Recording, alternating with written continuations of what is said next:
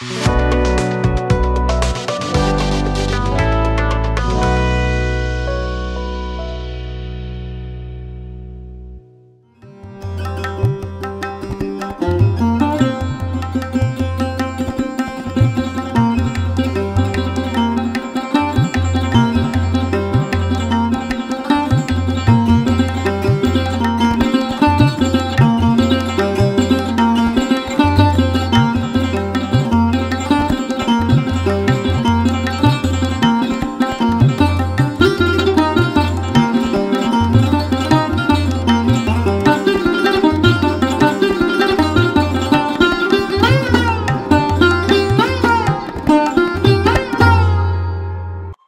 जीशु ख्रीष्ट अति बहुमूल्य नाम प्रभु दास भाव में आपण प्रत्येक को नुआ सकाल आशार कार्यक्रम तरफ आंतरिक शुभेच्छा अभिनंदन जनाए प्रत्येक को बाहुल्य रूपे आशीर्वाद करूँ।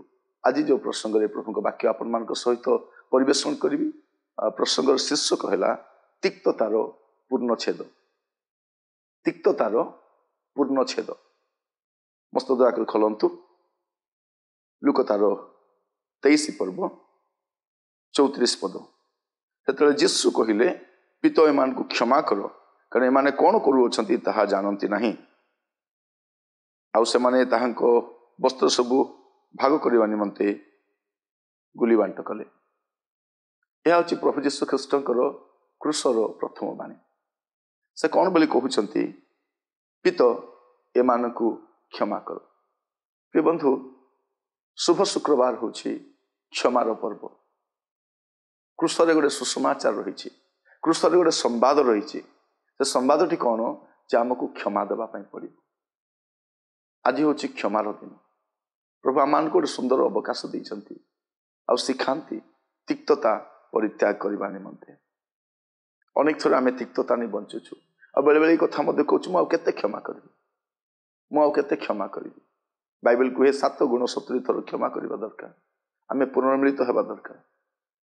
पुनर्मिलित न होइले तुम्हें बेदी निकट को आस ना बोली बाइबल आमको कहे। अनेक थर पुनर्मिलित न होइकी बेदी निकट को आसीचु आ अभियोग करिछु मोर नैवेद्य ग्रहण करागला नहीं मोर प्रार्थना प्रभु ग्रहण कले नहीं मोर गुहारी प्रभु शुणिले नहीं। क्षमा यह ईश्वरीय गुण अटे। प्रतिशोध नेबा मनुष्य स्वभाव किंतु क्षमा देवा यह ऐश्वर्य गुण अटे। आज मु कहवाई चाहे आपण तिक्ततार पूर्णछेद आज हेबा दरकार। बाइबल लिखा जाउछि एफिसियो तार 4 पर्व 26 पदरे सूर्य अस्त न होणु आमर क्रोध परित्याग करवा अछि क्रोध शांत होगा अच्छी बाइबल कथा कहे। प्रभु आम को अनुग्रह करंतु। बाइबल आम को शिखाए अपना शत्रु मान को प्रेम करने निमंते शत्रु मान को क्षमा करने निमंते। आमे तो आम निजर सासू बहु स्वामी स्त्री भाई भौणी मंडल सहकर्मी विश्वासी सहनागरिक एमान को क्षमा करि पारुना आमे आउ काहा को क्षमा करि पारिबा। प्रिय भाई भौणी माने तिक्ततार पूर्णछेद हेबा दरकार। तिक्ततार मनोभाव को परित्याग करंतु।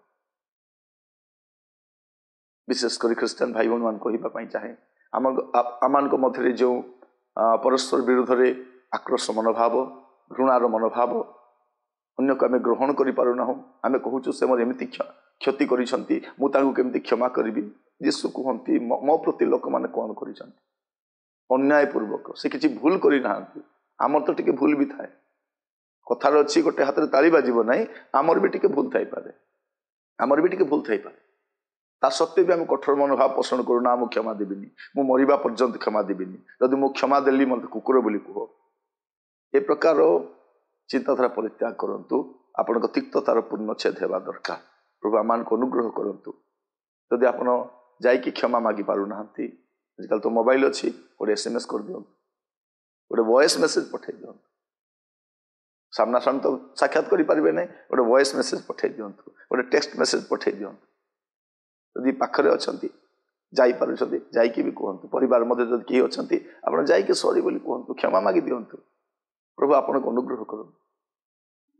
प्रिय भाई भौणी माने से दिन स्टीफान को लोक माने पथर फपाड़ी मारुछन।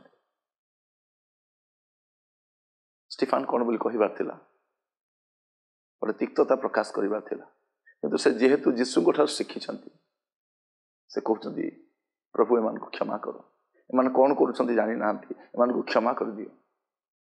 प्रिय बंधु मु आपन कहिबा पई चाहे आसु आमे क्षमा को व्यवहार करू क्षमा को बाछि नहु आमरो मध्य थिबा तिक्तता को आमे परित्याग करू। प्रभु आमान को अनुग्रह करंतु आज ये वाक्य ध्यान करने समय आम मध्य थिबा समस्त तिक्तता स्वामी स्त्री मध्य भाई भाई मध्य परिवार परिवार मध्य बंधु बांधव मध्य जो तिक्तता रही आम परित्याग करूँ। सहकर्मी मध्य सुधा तिक्तता बढ़ी रोचे क्षमा करने दरकार। मैं आपको स्टीफान को कथा कहूली पढ़ा टी प्रेरित 7 पर्व तार 59 और 60 पद से स्टीफान को पत्थर फोपाड़ी मारुले से प्रार्थना कर कहले हे प्रभु जीशु मो आत्मा ग्रहण कर।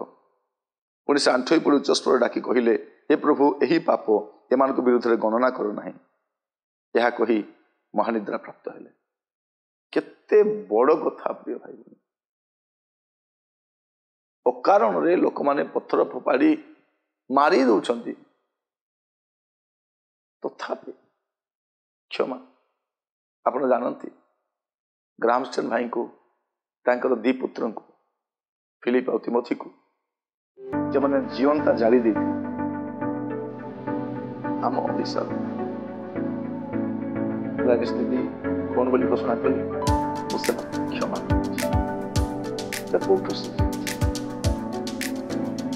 एते क्षति है आज से वृद्धावस्था यदि से स्वामी थांते पुओ माने थांते सुखी परिवार ही पाता कि मन में कौन आक्रोश मन था कौन घृणा मन था यहाँ हूँ क्षमा।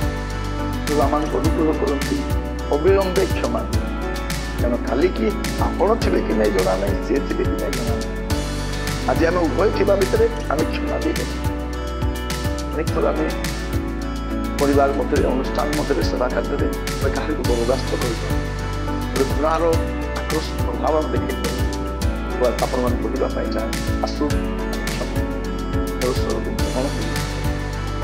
क्षमा आपण मान प्रत्येक आशीर्वाद करूँ आसतु विलंबे क्षमा देवा तिक्तता परित्याग करवा तिक्ततार उच्छेद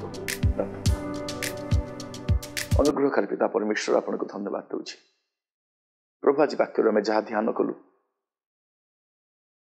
वास्तव में पिता आपणकर पुत्र प्रभु जीशु ख्रीस्ट जो दृष्टांत जो आदर्श देखाई जाइछन्ति प्रभु ताको पाथेई कर आगु को बढ़िबा समय आमान को मत अनुग्रह कर प्रभु आमर शत्रु मान को आमर मित्र मान को आमर प्रियजन मान को आमर सहकर्मी मान को क्षमा करने अनुग्रह कर प्रभु आम हृदय से क्षमा आत्मा दियो प्रभु जेपर आम तुरंत प्रभु क्षमा दे पारिबु क्षमा मागी पारिबु अविलंबे क्षमा मागिबा साहाय्य कर। आज आम मध्य प्रभु तिक्ततार पूर्णच्छेद हो दयाकर साहाय्य कर। प्रार्थना शुणिल धन्यवाद आदर महिमा आपण को दे प्रार्थना मोर प्राणर प्रिय जीशु नाम मागिले आमेन। प्रभु आपण मान प्रत्येक को बाहुल आशीर्वाद करंतु। आज आम प्रभु वाक्य जहाँ ध्यान करूँ तदनुजाई आसु आम अन्य को क्षमा देवाई तत्पर होगा अन्य मान क्षमा दे पारे से दिग से परिचालित करवा कारण शांतिकारक लोक धन्य अटंती। प्रभु आपण मान आशीर्वाद करंतु। आज शिक्षा द्वारा आप उपकृत हो विश्वास करे। आसंता काली पुणी थे नुआ सकल आशार कार्यक्रम जड़ित होगा से पर्यंत मत विदाई दिंतु। नमस्कार।